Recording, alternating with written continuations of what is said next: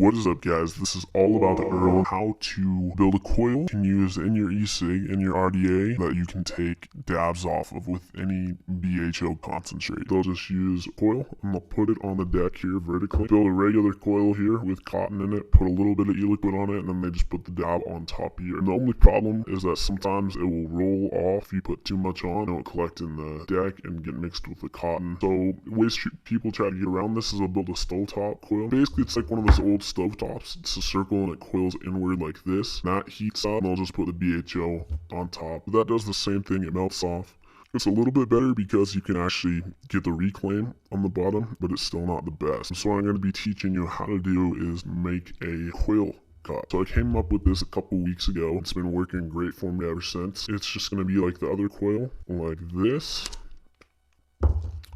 Like a regular coil like that, right? Be placed on here, except we're going to be making it vertical. So it's going to be a vertical coil. And then on the bottom, we're going to be placing a stainless steel mesh screen.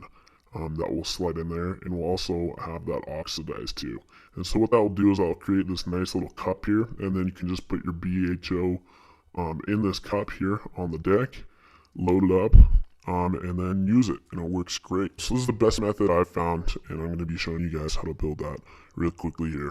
Some things you're going to need before: screwdrivers and some drill bits or drill bits. So you're going to need screwdrivers for two things. One, just for screwing down the posts. For screwing down these posts here when you put the coil in on your RDA, rebuildable chirping atomizer. Another one is going to be for wrapping your coil. So you're just going to need some screwdrivers. This is a little bit of a thicker one, which I'm going to be using to wrap my coil. I think it's the 3/32 drill bit, or 3/32 screwdriver. You can also wrap it around a drill bit. You're going to need some Kanthal wire, and this is a resistance wire. So in Ecigs, this is a wire that heats up when it's in a coil and evaporates the liquid, creates the vapor. So you're going to need some Kanthal wire, and you can also use nichrome wire. Mine says Lightning Vape here. It's because they got it from a company, Lightning Vape, on eBay, and they're pretty good prices there too. So you're going to need 24 gauge or 26 gauge will work, 22 gauge will work probably as well, but I think 24 gauge works the best here. You're going to need something to clip the wire. If you want to, you can use some pliers here. Then you're going to need some stainless steel mesh, and I actually only have oxidized stainless steel mesh right now that I can show you, and that's what I'm going to be using. I'll have a link in the video in the description on how to do that. Basically, you're just going to follow that tutorial, except instead of rolling it up, you're just going to leave it flat. This is some that I had that was rolled up out of fresh stainless steel mesh. So you're just going to need a little blowtorch like this. This was $5 butane blowtorch. I'll have a link in the video description on where to get that. I grab my Kanthal here, and I'm just going to grab one loop of that.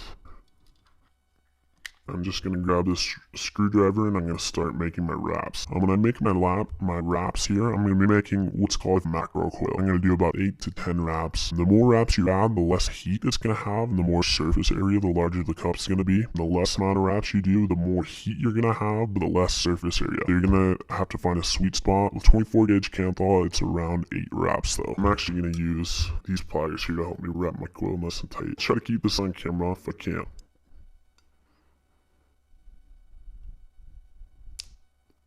Sometimes it breaks too.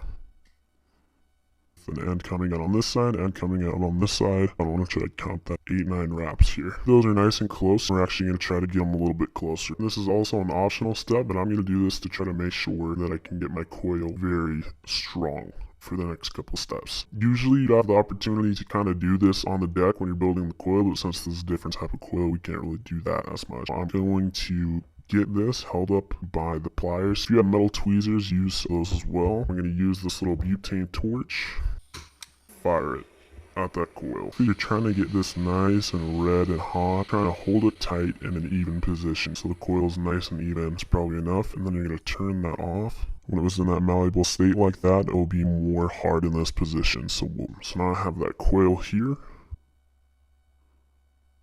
Throw it right back on that screwdriver. Just want to set up this coil so it fits on the deck here. I want this left lower lead to be in the middle coil and the right lead to on the right coil.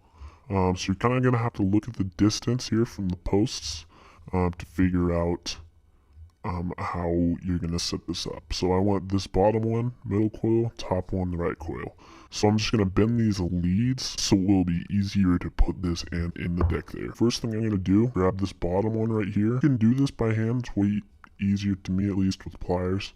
turn it like that. So it's going straight back. It's going to go straight back into that hole. Make it about the distance from the center pole to the right pole. Grab it around that distance, pull it back. What I did there is I put my thumb right here as I pulled it back to keep this more of a right angle, like that. Bend this down.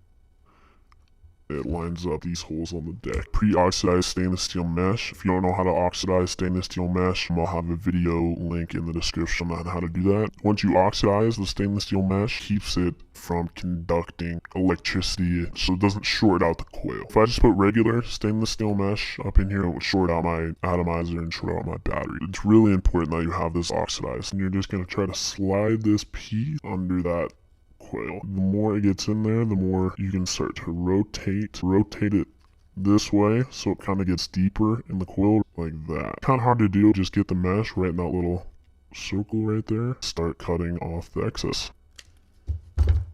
Be careful as you're cutting it to make sure that it stays and covers that whole entire circle in your coil there. And that's going to be good for me. If this moves at all and you don't have any extra space around here, if this little screen moves, then all the oil can just fall out and it won't be held in. It's the bottom of the cup.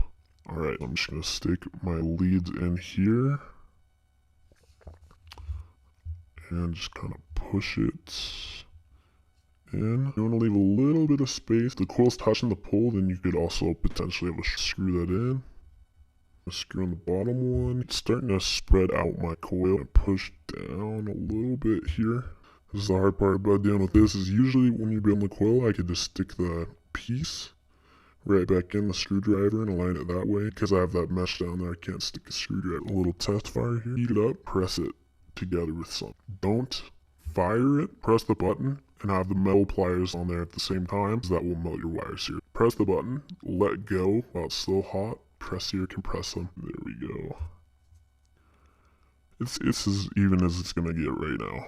And right now I have both airflows open. However you have your airflow settings, if you have adjustable airflow, don't expect to be able to move it very well after a couple months unless you're constantly watching this. Find a setting, and if you like it, keep it. This is some crumble right here, and I can actually kind of roll this with my hands and then kind of stick it in here. Like that. If you have shatter or something that's kind of harder to deal with, or something hard, they need to break little pieces, and you can't fit all in there that you want to. Press it once or twice, it won't smoke at all, and then it'll all kind of melt in here. So this is nice if you want to pre-fill a dab in here, you can do that, and then just let it cool down, and then you just have a full dab ready for you if you need to go take one really quick. Just scrim that atomizer really quick, take one, and get on with your business. You don't have to heat it up at all or pulse it when you're vaping it. Put on your top cap pull, take about a 10-second drag. It works great. Usually you'll get almost all. If you don't though, a little bit might splash out the top or in between these coils if you don't have them tight enough, and it will just end up on the bottom here, and you'll just have some reclaim, and if you want, you can just scoop it, put it right back in here, or use it for other purposes. Alright, so that's pretty much it, you guys.